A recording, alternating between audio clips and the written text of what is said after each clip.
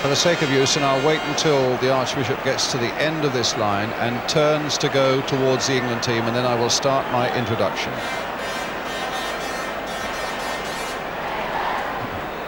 It's a nice picture, Roy.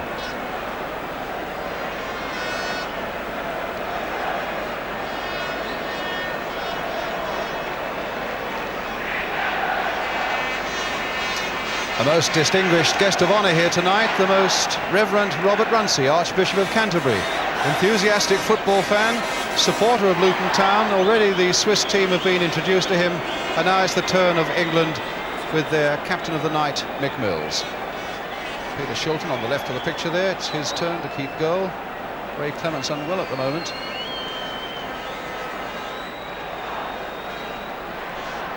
And England, having got a really warm welcome from a growing crowd here at Wembley tonight. A mildish sort of evening, a night when they want to make it hot for the Swiss. The officials at the end of that line, all from Holland.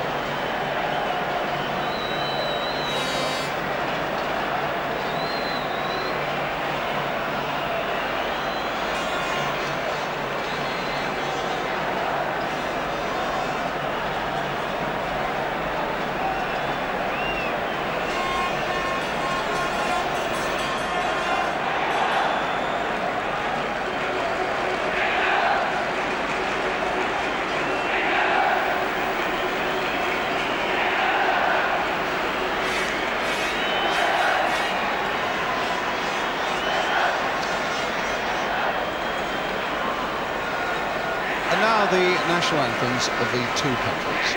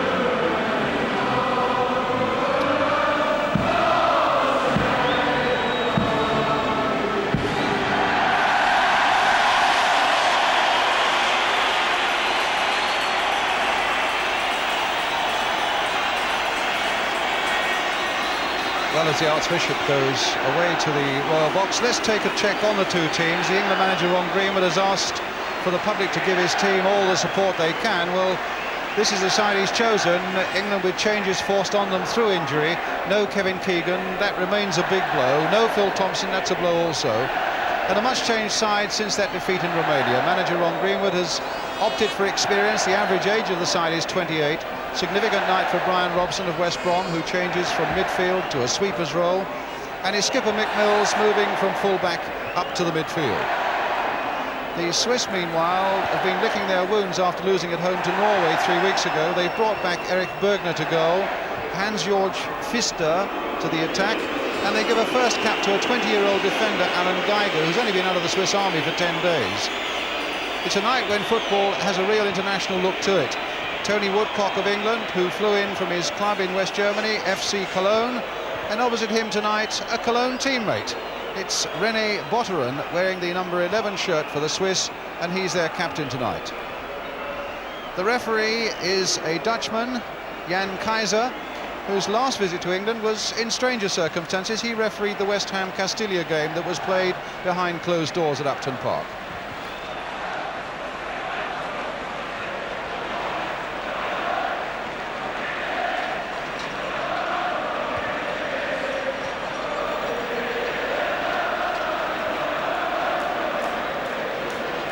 He's kneeling down.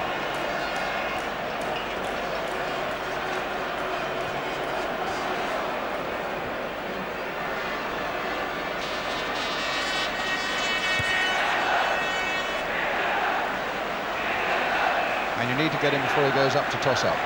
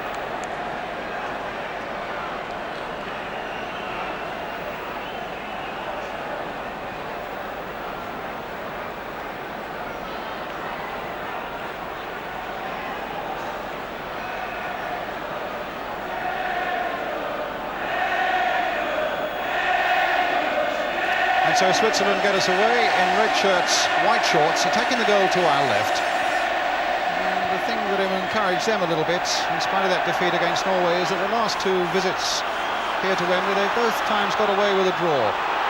But here they're straight away under pressure from Terry McDermott, and it needed Botteren to get right back there, conceding a corner to England in the first 20 seconds of the game. The Swiss drew here 0-0 in 1977, which was Ron Greenwood's first match as England's manager, and 1-1 in 1971. It's going to be Tony Woodcock with the corner for England. And a deep one there, straight to Bergner, who in that 0-0 draw in 1977 was a real Swiss hero that night. So he's got very happy memories of Wembley. Now it's Pfister for Switzerland on the far side, a side that showed against Norway 3 weeks ago that they do counter-attack very well indeed. Although it was a great shock for them to have been beaten. Here's Elsner making good ground there. Schönenberger almost got a touch there, and there's Tanner right in here as well. There's no whistle yet. Playing again here once more to Pfister, but Phil Neal getting in very quickly there, as he needed to do, to cut that out very quickly. It was beginning to look a little bit unpleasant there for England.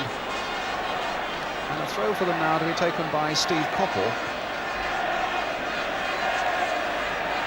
First target for England tonight must be to win, and the second target after that must be to win well.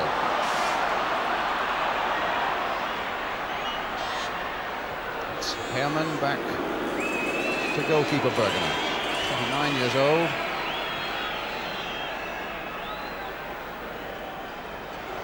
Pfister very deep indeed. And it was Botteren who came in there and got the ball away from Brooking. England's throw. René Botteren used to be an orthodox outside left and a very tricky one, but now plays much more in the middle of the field. Robson playing it forward here for Woodcock. Pfister in there for Switzerland. And another throw for England, Brooking to take it. Woodcock being watched by Hermann. Brooking with the cross.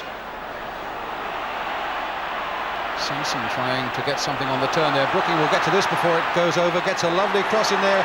It'll come there. Oh, and just wide there from Terry McDermott. Well, it's Brooking's favourite position to get those left foot crosses in, and it was a deeper one than the Swiss expected. Going right to that byline there. Very deep cross, and it fell for McDermott, but it was just wide. Free kick for Switzerland.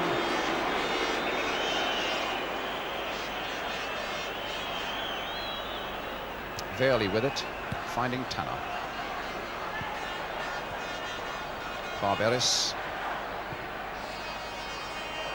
This is Elsner. To Heinz Hermann, the number 3. Into Pfister again. Barberis.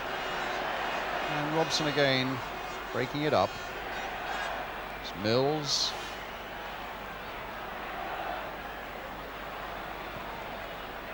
Played there towards his Ipswich teammate Paul Mariner. Dave Watson. A lot will depend upon the combination of Watson and Robson here. They've not played together, of course, as a combination at the back. And here's Brian Robson now. And taken out of the play. And a free kick for England. It was the little striker Schönenberger who did the damage. Now Koppel. Played on again for Phil Neal. Koppel again, a chance maybe for him to break in there. The cross coming in and coming in deep. Then Mariners on the far side, and it's Hermann who's just belted the ball in the air. Now where's this going to land? Just onto the roof of the net. But the Swiss were panicking there, and England get a corner. It's going to be Woodcock again to take it.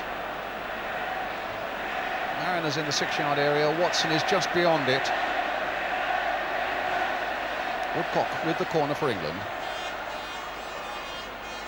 Mariners made a run towards the near post. They got that away without great difficulty, and Mills proceeded to hit it way, way over.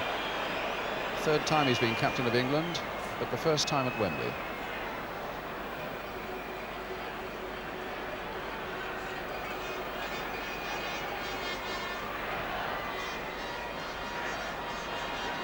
Pfister.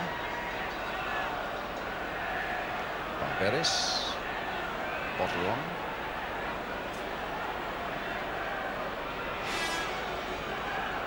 Pfister again, this time to Hermann. Wide here for Tanner. Botteron.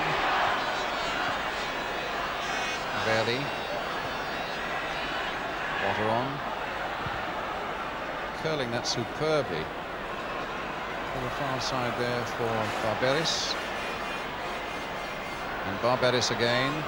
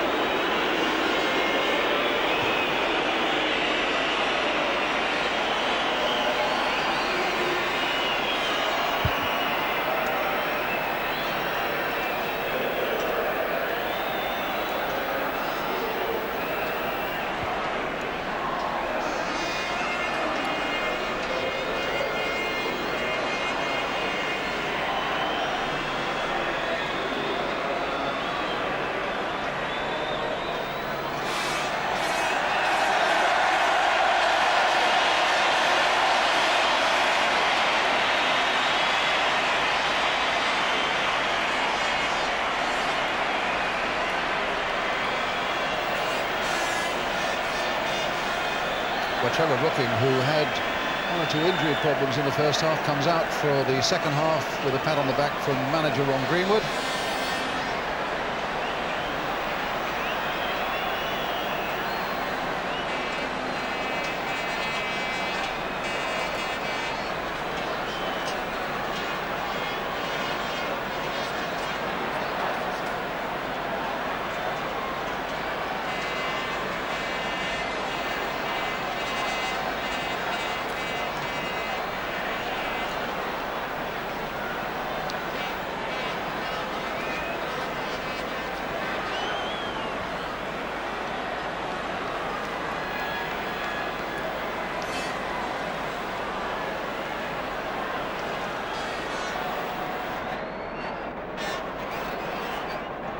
England captain Mick Mill, and England's free kick.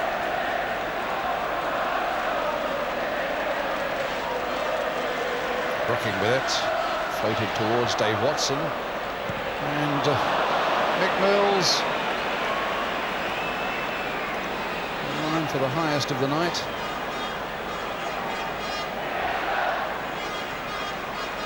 And a goal kick for Switzerland. And Greenwood's record is certainly a good one. Played 34 while he's been manager. 122 and lost only 5. Here's Switzerland again. Marty. And a throw to England.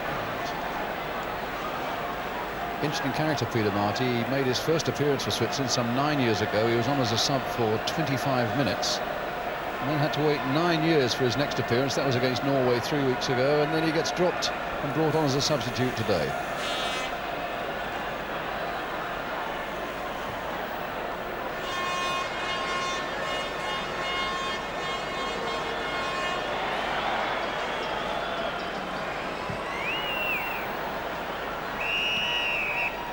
Free kick to England again. The foul on Tony Woodcock by Hans Hermann. Brooking with the kick. Plays it short here for Sanson. Mills. Sanson again. Brooking. Right foot cross curling in there, but always inviting the keeper to come out and make that sort of catch. A little throw here to Barberis.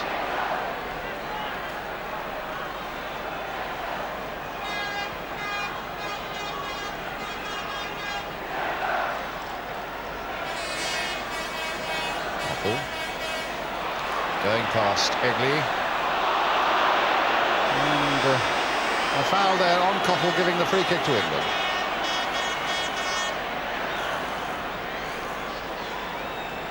A little chip in there. Phil Neal, a good run by him, and a cross straight to the keeper again as Woodcock closed in.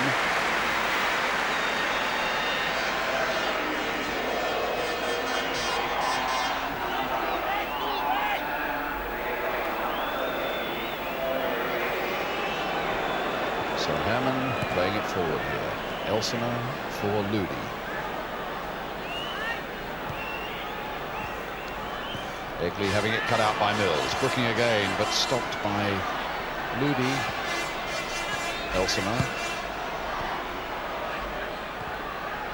And that's another throw to Switzerland.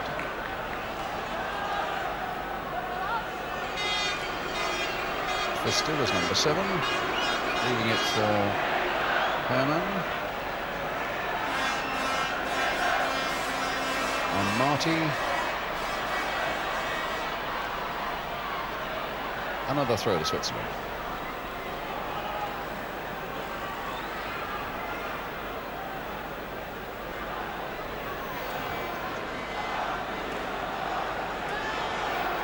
Potter on.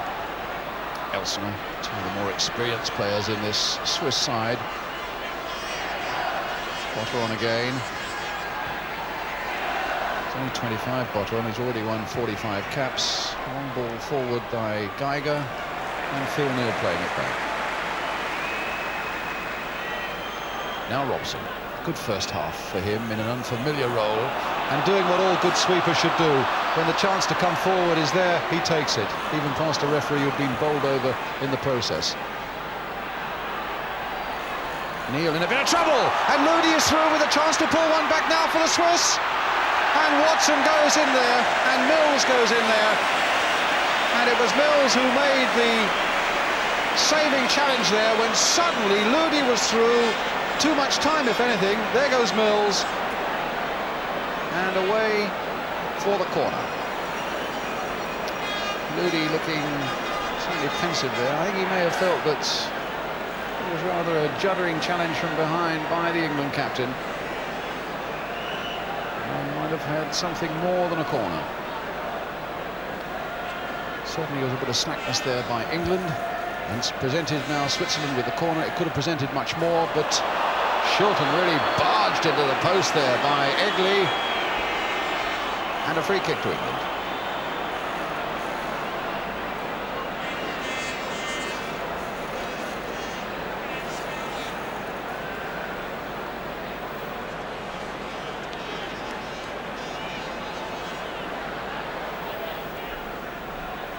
Robson.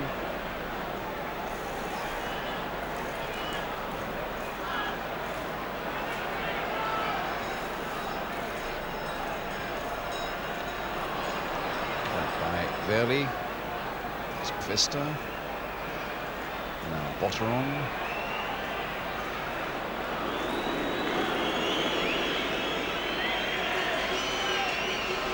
Tiger, Lodi,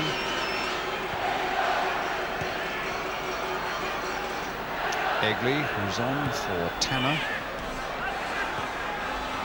Egley again. Tanner it was who put through his own goal for England's first goal.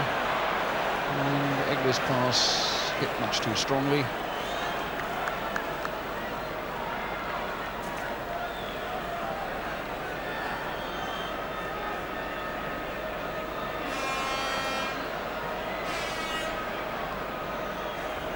Kenny Sanson.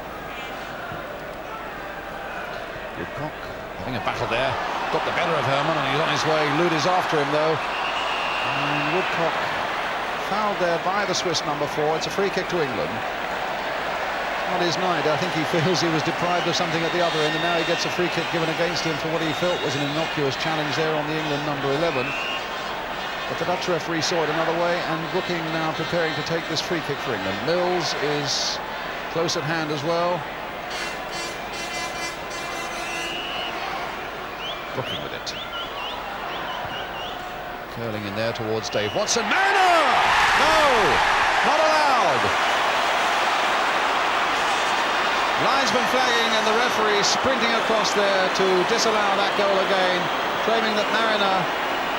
No, he didn't see the start of his run, but that looked to me as though it was a very well-timed run.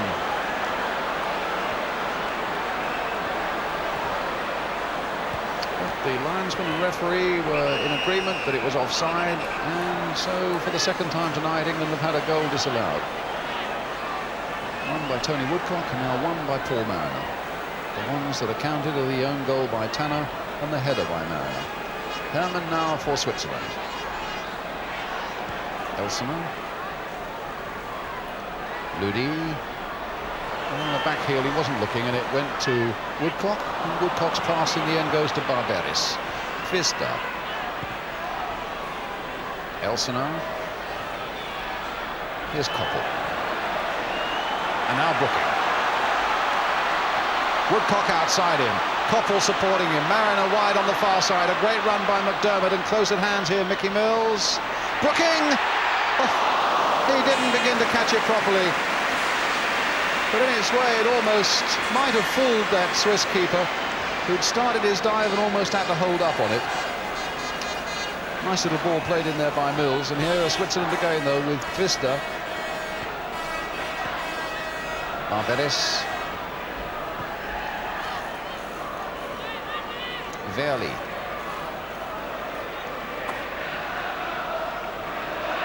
Vista. Herman. Verli. And now a chance for England to break. Woodcock again. Koppel through the middle. Brookings making up ground. Mariner's on the far side. Woodcock's got a few problems of his own, but gets a corner in the end. off the number 4, Heinz Ludi.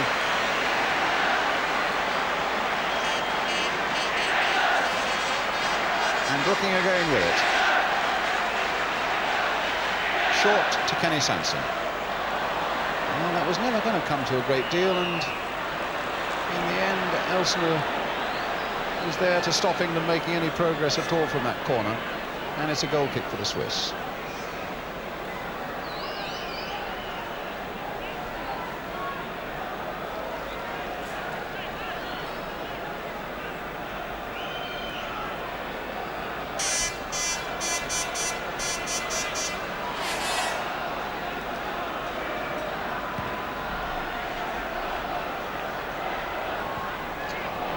Misjudging that slightly and then conceding a free kick.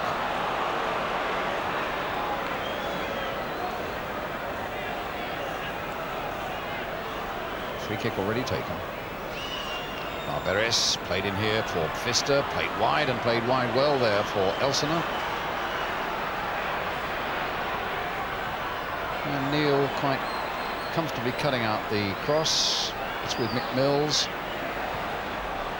And a lot of space here for Sanson to gallop across and get possession. England 2 goals to the good, but so much in command that they'll be disappointed indeed if they don't add to it. Against a Swiss side that really don't look capable of defending all that efficiently.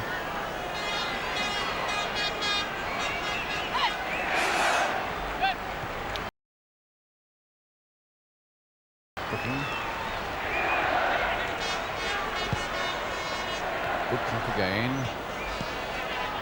It's now Marty.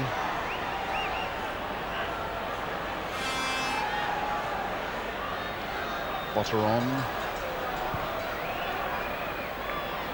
Elsener, nice little touch in there for Barberis, and played again nicely there. If Elsener, no, he can't quite keep it in.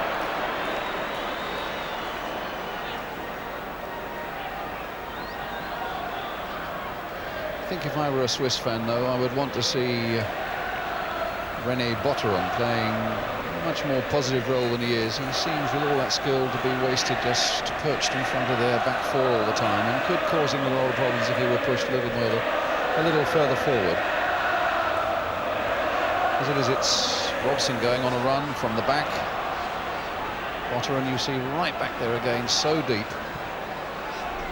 Now Marty.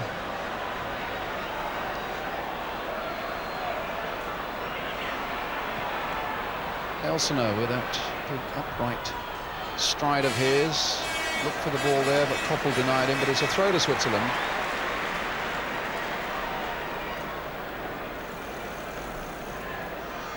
Elsener. Again, Phil Neal. And now Dave Watson.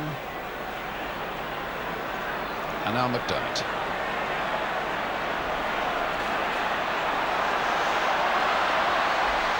And in the end, played behind Tony Woodcock for a throw to Switzerland.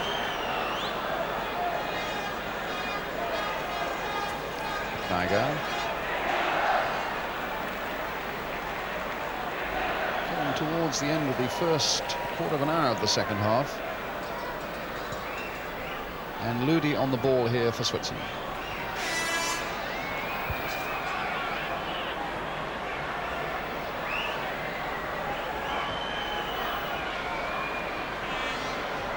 Another throw to Switzerland. Ludi with it. Barberis. Trying to get a 1-2 going there. It'll come for Pfister. And the referee watching that situation so closely, they get a goal kick, England. And the crowd, as you can probably hear, trying to raise England now to look for that 3rd and maybe 4th goal. 2-0 up at the moment, and Brooking in possession for them. 14 minutes of the second half gone.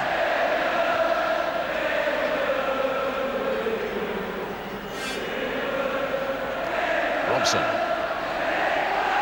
Koppel's gone on the run down on the right-hand side, but it's a poor ball, that one. It'll come eventually here for Sanson.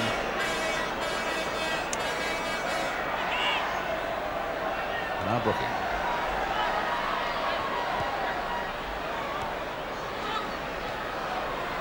Ball's still in play. Ludi. Herman. Now Geiger. And Botterill.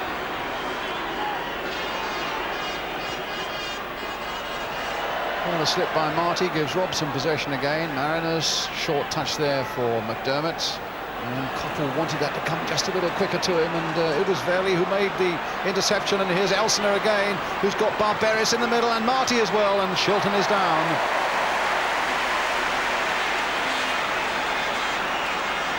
Good break there by Elsener. He's been around a fair bit. He's played with Eintracht Frankfurt and played here twice, in fact, in both those games in 75 and in 77.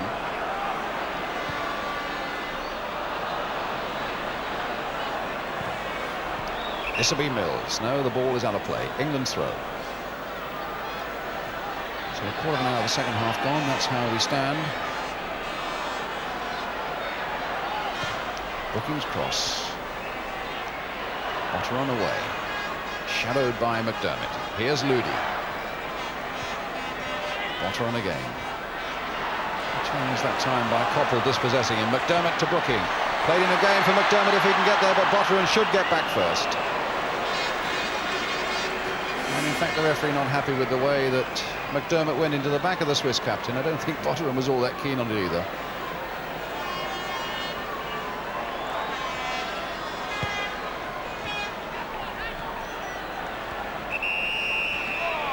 Obstruction there by Herman on Brooking. Free kick to England.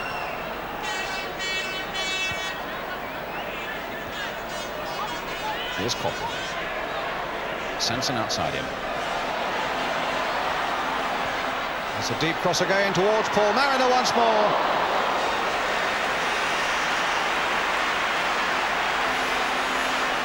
And you can see felt that that was a corner, but it's a goal kick for Switzerland. Sanson's cross.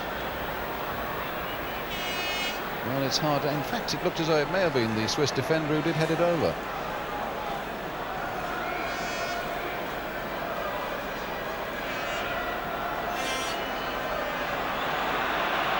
He takes a bit of time over his goal kicks, does Bergener.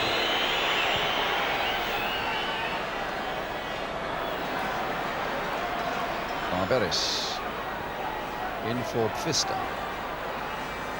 Barberis.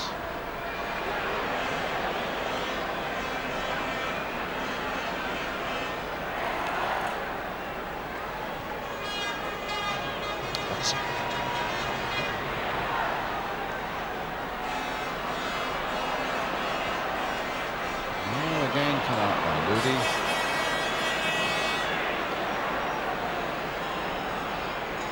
Elsener. Straight off his teammate, back again. England felt there was a handball there, but it's Herman again, finding Pfister.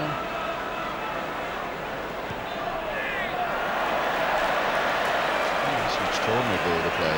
It's a throw to England.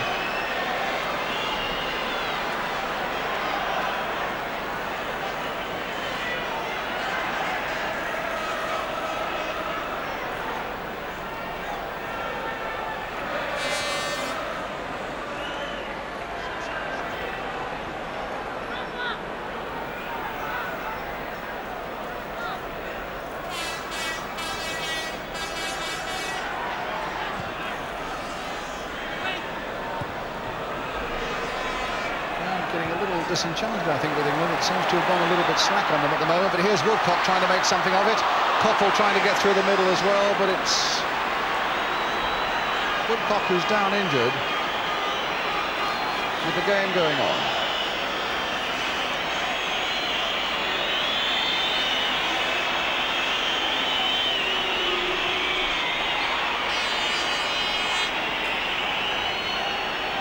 Marty. The legs of Sanson, or has he? He's got a corner as the Swiss. Woodcock on his feet again and jogging back into the English half of the field.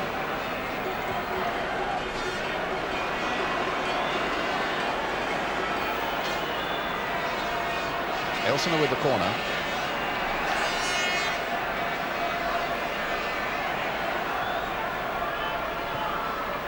Playing it back to him. Elsener trying to get there past Brooking, and it's another corner, this time off Phil Neal.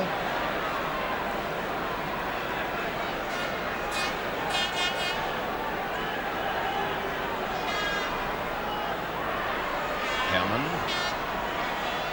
Pfister chipping it in there. There's Mariner right back there who got that header in. Egli finding Barberis.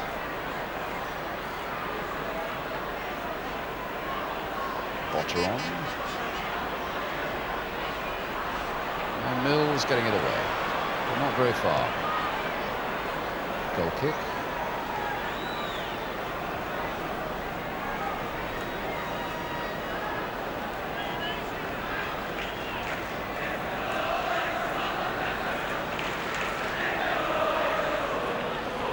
Mood, I think, in the England side and the crowd at the moment, not quite as buoyant as it was those minutes leading up to half-time when Paul Mariner had scored that second goal for England, and we looked for something really to cheer for the rest of the night. It's not that the Swiss are playing any better, it's just that England seem to be going through a rather lackadaisical period at the moment. And to be honest, against a side like this, having gone 2 up relatively early in the game, they should really be making hay now.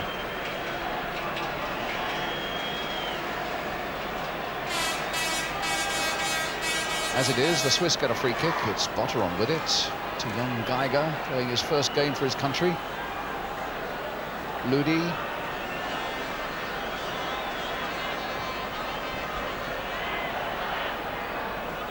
Pfister. Elsener. Good run here by Marty. And a good cross by him as well. That was as well for England. Nobody was storming in on the far post there. Verley with this cross. And Shilton pushed it away, but I think the ball must have gone out of play on the far side before Verley crossed it in. It's a free, or rather a goal kick to England.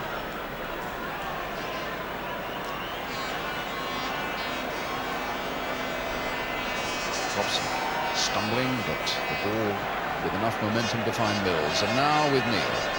Now Robson again. Playing it wide here for Terry McDermott. Robson again, playing it in for Brooking. And Moody there, getting it back.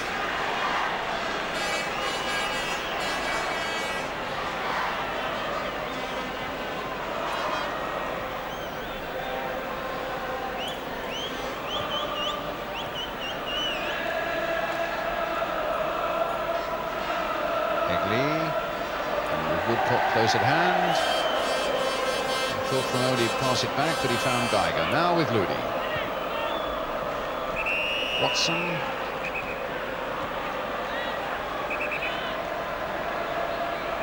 And the referee has given a free kick to England, but it was not taken from the right place. I don't think what that was. It must have been a Swiss straying offside. Robson. Mariner, back for Brian Robson again, a little bit of acceleration, and the pass this time finding Terry McDermott, the cross coming in, but it's a corner for England. Watson's gone up for this one, and he and Mariner will be the main targets maybe for Brooking if he hoists a fairly deep corner in here. It's a wider one this time towards Brian Robson. In fact, Mills with a chance to play it back here for Kenny Sanson.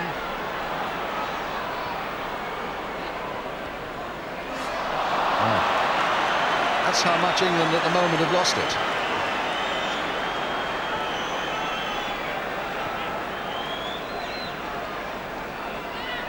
So it's Geiger for Switzerland. Barberis. And now Verley. Elsener on the far side. Closely watched by Phil Neal. Botteron. Getting forward. Could be dangerous. A little flick here for Barberis. Back again. And just wide there.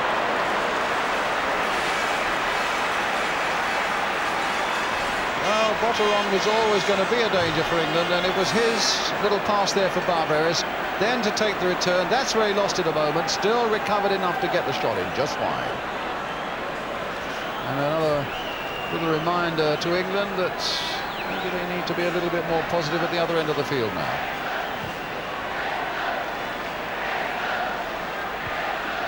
Oh, Woodcock went after this one, but it's a keeper's ball.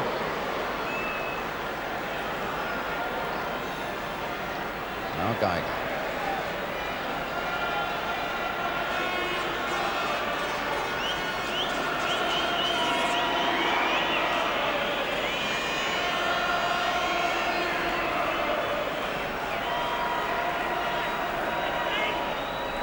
Ludi, a long ball in there. Barberis is right in there. It's as well for England that Robson did that little piece of work there.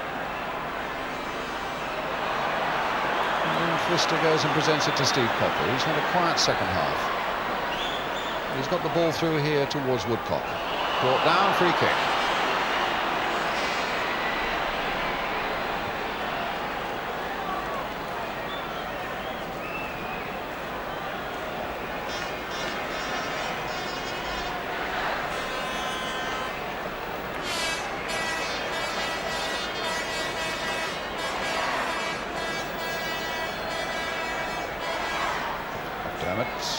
Cross there towards Mariner, who I think felt he was obstructed there by the keeper and by Egley.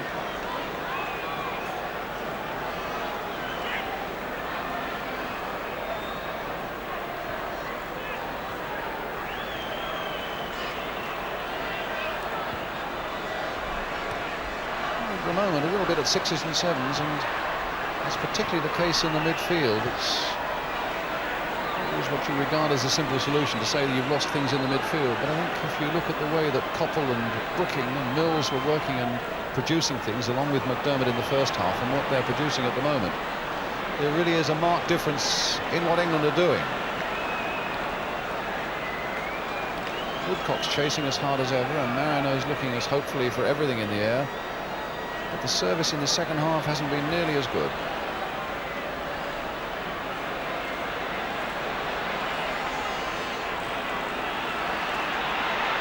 Herman hitting it straight to Neil.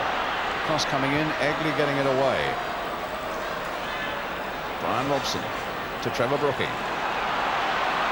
And now Mariner. For Brooking again. Ludi sticking close with him. And the referee going in to give a decision of some sort.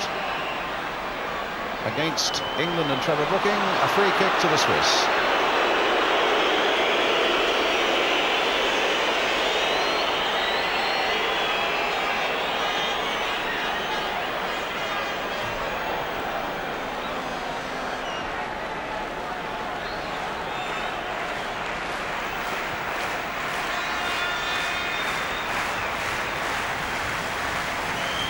Switzerland throw. Nelson. Mariner. A little bit of luck went his way then. Watson to Neil. Watson again. Played for Robson. McDermott wanting it to stir things up a little bit. He's got Coppell away on the right.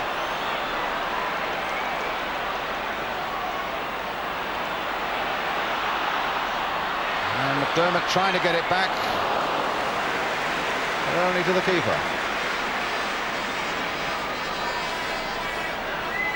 So Egley now on the ball for Switzerland.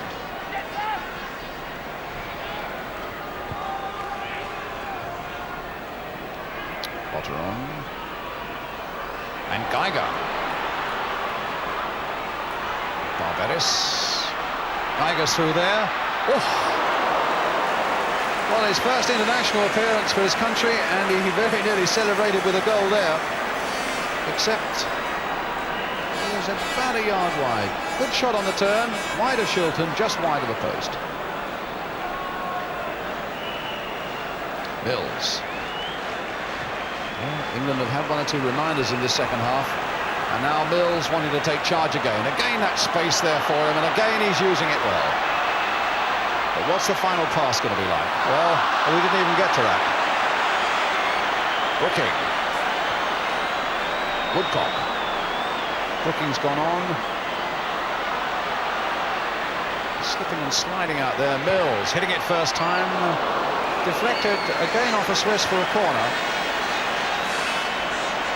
A little shake of the head there from the England captain. I don't think he can quite work it out himself. Just where it is that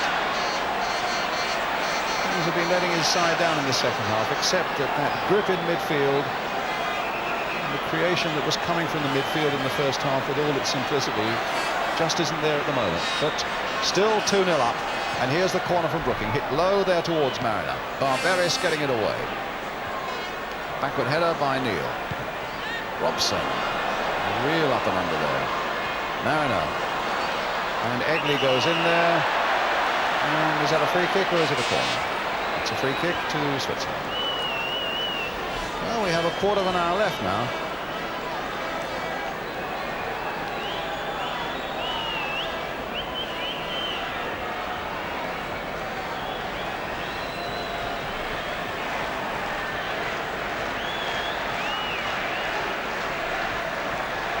Egley, the substitute.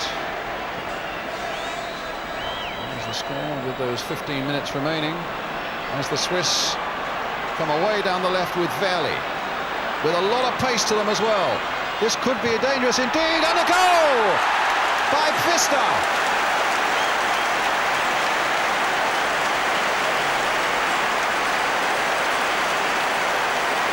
Ball played in superbly there, and how well he struck it.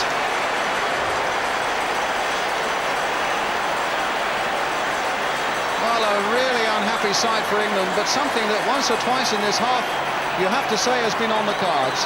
The Swiss on the break. And wide of Shilton, and up go the Swiss arms. And Pfister has shocked and stunned this English crowd now. Again, there's a hold-up while somebody has got onto the field and has to be got off.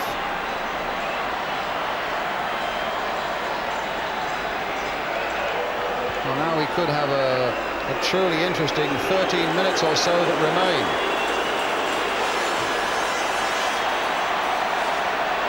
Mills is down. Robson is on his way. McDermott is here. A match that looked absolute plain sailing halfway through the first half. Well, here's McDermott. Well, that's not going to answer it. It looked absolutely plain sailing after Mariner had scored that second English goal. But suddenly now, the quivers return, and I begin to wonder whether the Swiss can make things even worse in the 12 minutes that remain. They've got the skill when they come forward, because they've shown themselves to be very good counter-punchers. They've got the skill, particularly with people like Botteron here. McDermott's got back there, the cross coming in. It was Brian Robson who got it away, only as far as Elsener. Good crosser of the ball, Elsener, but playing it short in there to Verli. He slipped, and here's Brooking. A free kick to England.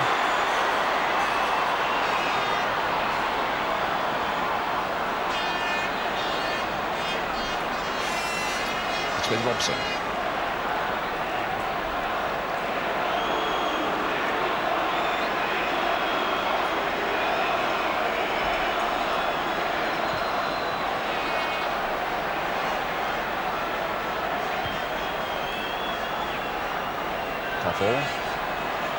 Woodcock trying to make something of it, but young Geiger was there, just flicking the ball out there. Just look how the Swiss have grown a little bit in confidence now since that goal went in. But Neil there had gone straight to Marty, a little touch by him to Herrmann. But now here's Sanson on the break. He's got Mariner and Woodcock up. He's getting some support from behind from Mick Mills. Now what's going to happen? Mills with a deep cross on the far side there. McDermott couldn't quite get into it. Koppel's trying to make something of it. Still might try to make something of it, but 3 against 1 is too much even for Koppel, and here comes Switzerland again. The ball out of play for an England throw. Oh, a little over 10 minutes left. Phil Neal with the throw. And a free kick. Foul on Koffel. Quickly taken. Here's McDermott. Played in again for Brian Robson. Trying to get something going maybe with Woodcock.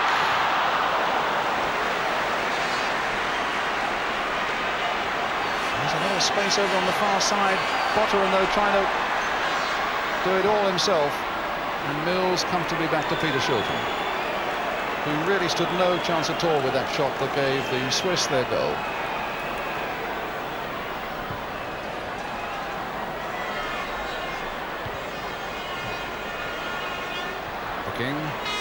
Woodcock. Off the referee, Mills, Robson, McDermott. Played wide, taken by Woodcock. And a corner for England.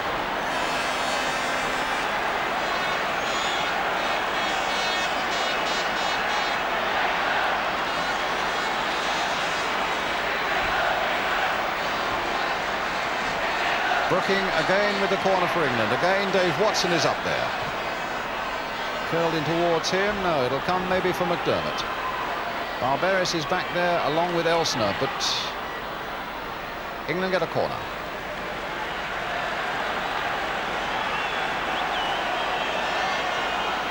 And I think it won't be long before Trevor Brooking comes off, because I noticed that somebody on the bench has got a number 10 board. Brooking on the ball at the moment.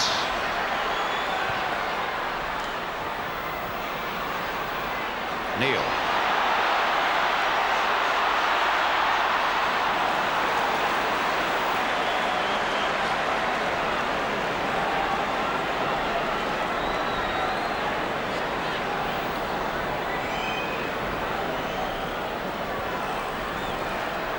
And it's going to be Graham Rix who will come on.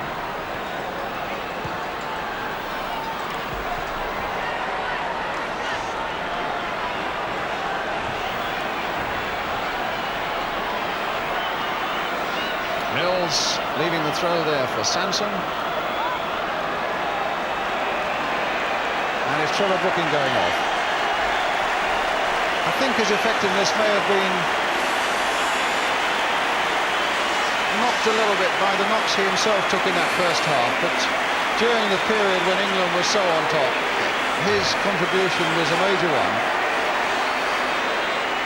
And it subsided a little bit in the second half as the night wore on and the injuries with them. And so he goes off and Graham Rix comes back on. A natural replacement on the left-hand side of the midfield.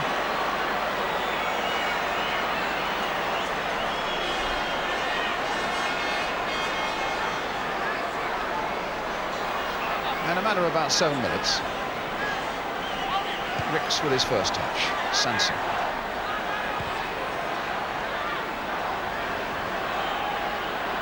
Watson played in too firmly, surely, although Egley is there. Mariner just knocking it off there again for Rix. Here's Sanson.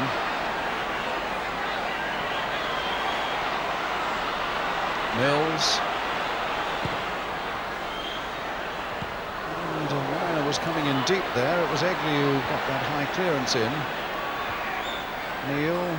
Woodcock trying to make something. Sanson right in there dancing around, but then in the end it comes out for René Botterill, and his pass finds Pfister, the man who scored the goal.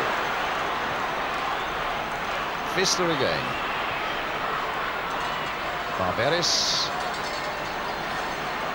Botterill's well forward at the moment, and back it goes from Robson to Shilton.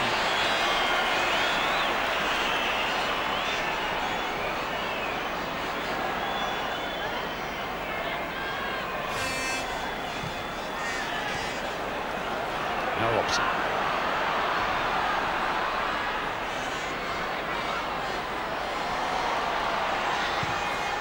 Deep cross again. Mariner hoisting himself up on the far side, disappearing in amongst the press photographers, but getting a corner out of it.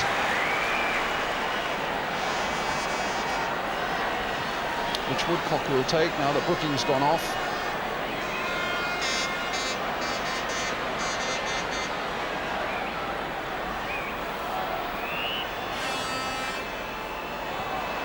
looked as though there might have been a push there on Mariner as he went for that one. I thought for a moment also it might come for Ricks. In the end, it came for none of them.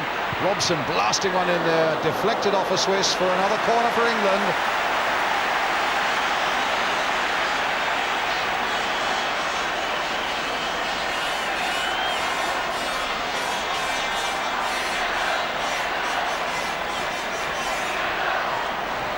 We're looking for a final flurry now from England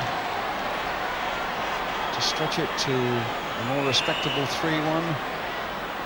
Would at the moment be a bonus. Ricks, Robson, but there are too many red shirts there, and it's Egli who gets it away. Sanson, yes, foul there as he jumped there against Marty. Free kick to Switzerland.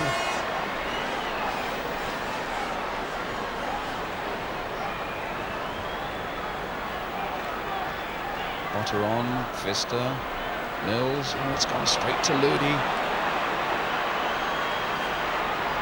Holding again for Barberis. Watson is down, it's another free kick, and this could be dangerous. Now the man to watch for here is Potter, and if he's behind this ball, this Swiss free kick could suddenly bring increased danger for England.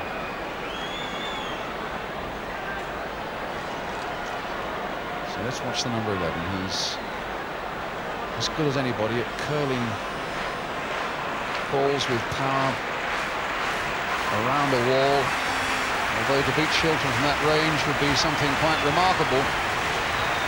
But Otteron is behind that ball. Barberis might well play it either short for him or back heel it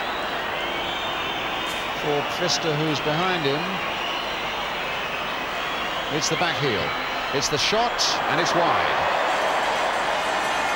And a great sigh of relief from around Wembley. That's how close this match has become. And I suppose the best part of an hour ago, people were thinking it would be one long, joyous night of celebration. Shilton with the kick.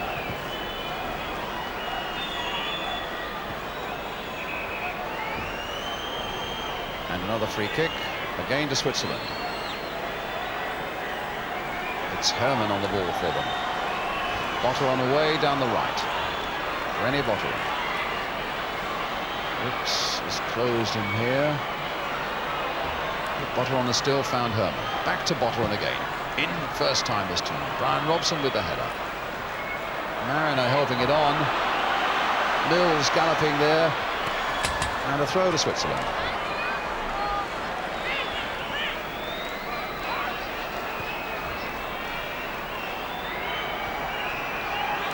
And here's Geiger. Oh, and offside against Barberis. The flag was up.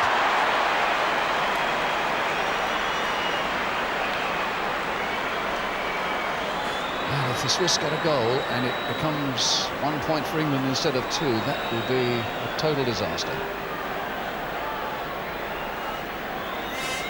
As we said at the beginning of the night, the first target for England is to win.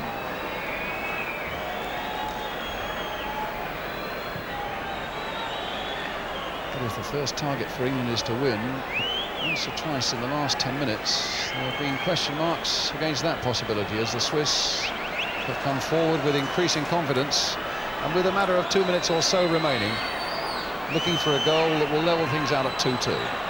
Elsoner now on the ball for them, stopped this time by Graham Ricks. It's with Sanson, and now Watson. Because the other more powerful nations in this group, like Romania and indeed like Hungary, who have yet to play, would expect to, I should think, maybe beat the Swiss by more than the odd goal on their own territory.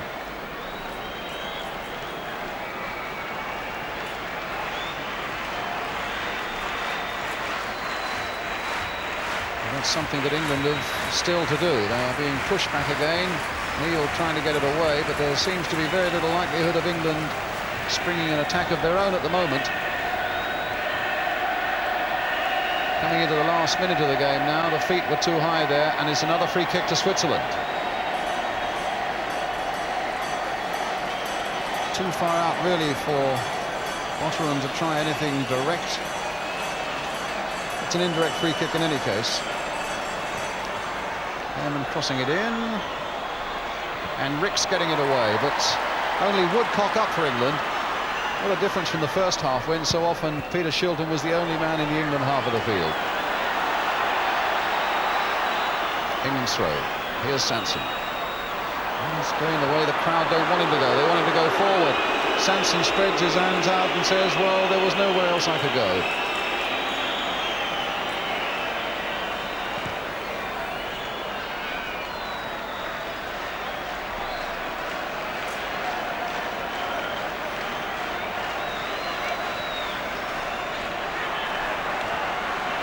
Elsner playing it inside, and an offside against Barberis.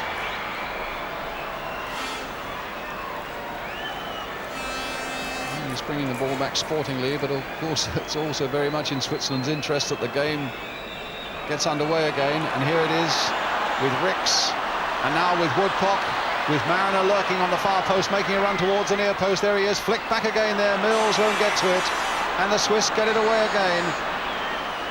It's with Watson. And now Mariner. Looking for a yard. And against the keeper.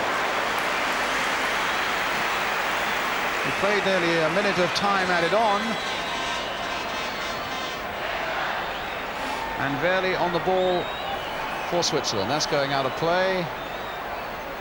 It's a throw to England.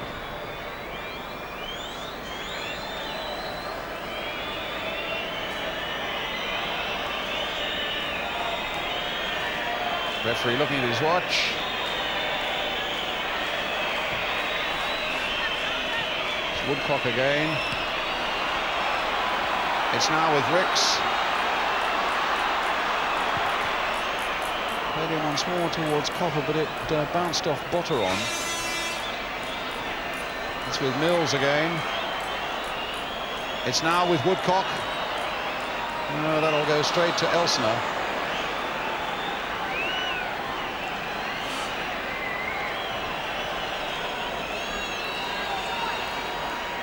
Here comes Herman again, the final whistle. And England have won, and I suppose that's the best you can say, and that was the first target after all.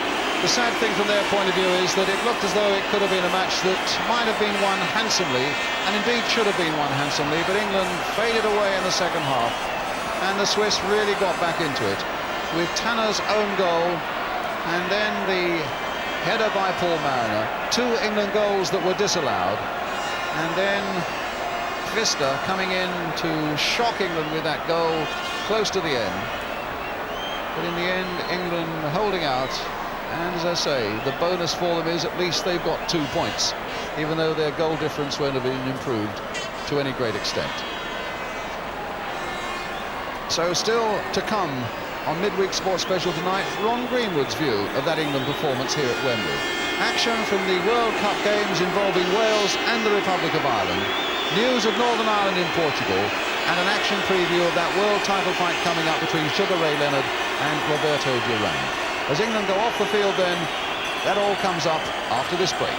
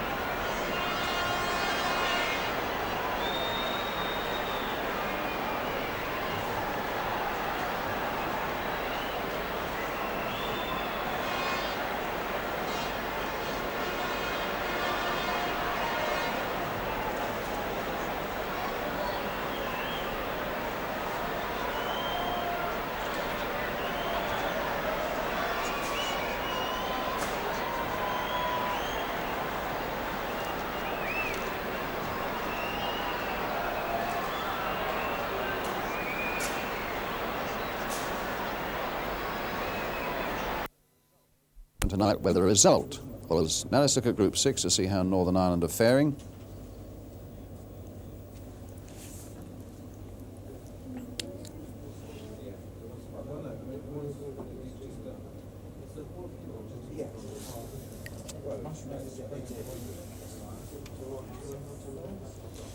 One other World Cup match which doesn't affect the British teams. In Group 5, Denmark beat Luxembourg 4-0 in Copenhagen tonight.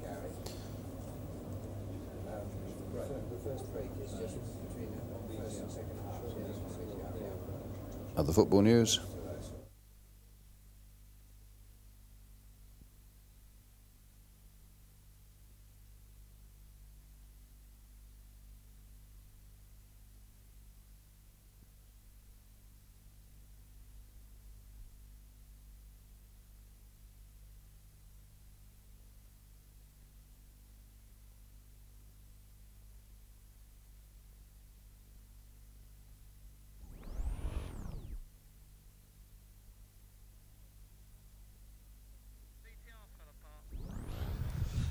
Your Grace, I'm sure this is the first time we've had an Archbishop of Canterbury as guest of honour at a Wembley International. Have you enjoyed your evening? Yes, I've enjoyed it very much. I'm pleased to think that archbishops can still break some new ground. Anyway, it's been a treat for me because I don't often get a night off, and I've had one tonight, and it's the first game I've seen this season, so that's keeping me in touch, I hope, with some of the best things around. What did you think of it?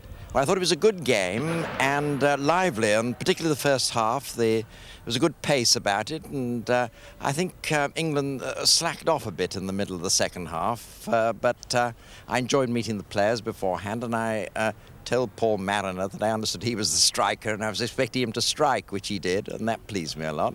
And I thought that Switzerland played extremely well with great spirit and played right through to the end and were still pegging away. In fact, I thought they might be quite dangerous in that last 10 minutes.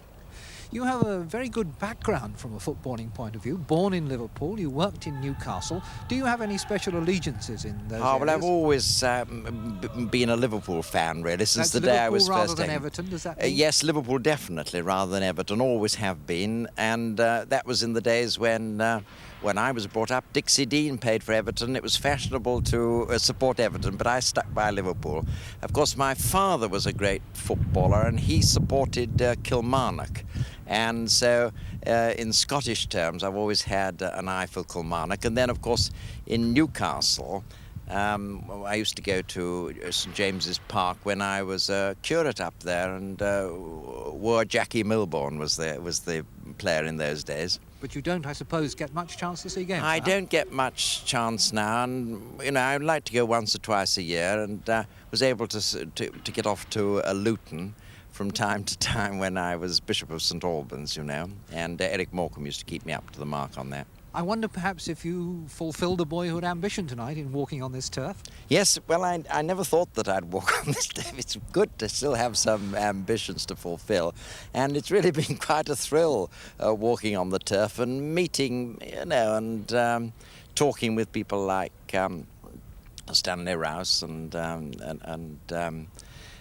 some of the other luminaries around. Lord Westwood, we talked about Newcastle United, and Harold Thompson's a great friend of mine, a great character, somebody I admire a lot. I wonder, finally, Archbishop, if I can ask you about a subject which is very much under discussion at the moment. That's the question of Sunday football. How do you feel about that? Well, I'm not keen on it, and not in any sort of narrow way. I just feel it would spoil something about England, and I gather that the teams in general are not keen on it, and I confess it's not one of the most urgent moral problems in my mind. I have other things that bother me. I don't lie awake at night worrying about Sunday football, Do the general ethics of the game worry you sometimes? Well, I thought tonight was a very sporting occasion. I thought the crowd was good tonight, really. I mean, obviously, a bit of spirit and a bit of getting at folk, but I have been worried, of course, like most people, about the minority hooligan element, of course. You know, it's not a simple matter. There are many reasons why.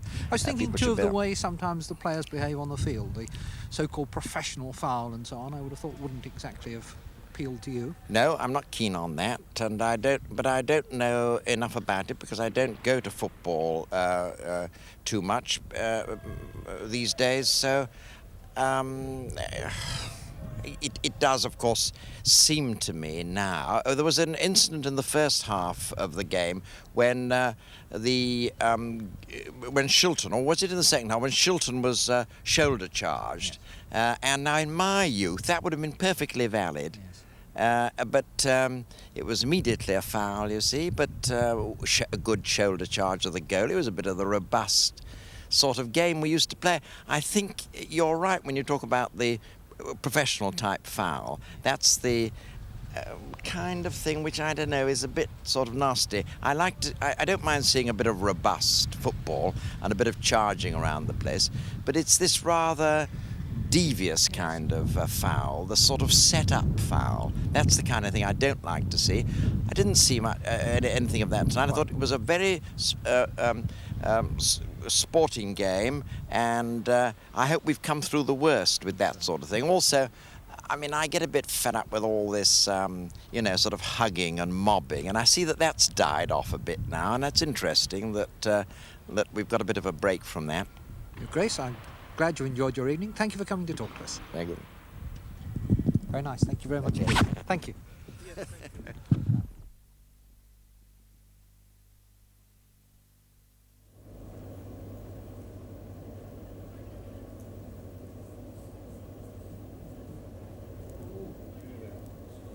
See, it's so distant. You can't really tell, you know.